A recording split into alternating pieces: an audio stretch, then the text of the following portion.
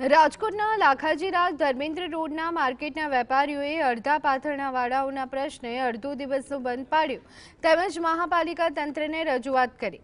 વેપારીઓએ રાજકોટ મહાપાલિકાના સ્ટેન્ડિંગ કમિટીના ચેરમેન સાથે મુલાકાત કરી અને પોતાની રજૂઆત કહી હતી, જે બાદ સ્ટેન્ડિંગ કમિટીના ચેરમેને આશ્વાસન આપતા કહ્યું કે વેપારીઓની રજૂઆત વ્યાજબી છે અને વેપારીઓની જે નો ફેરિયા ઝોનની માંગ છે તેને લઈ અને મ્યુનિસિપલ કમિશનર અને હોદ્દેદારો સાથે બેસી ચર્ચા વિચારણા બાદ નિર્ણય કરાશે। જ્યારે મ્યુનિસિપલ કમિશનર પોલીસના બંદોબસ્ત સાથે રાખી દબાણ હટાવવા ડ્રાઈવ યોજવામાં આવશે તેવો વિશ્વાસ વ્યક્ત કર્યો હતો।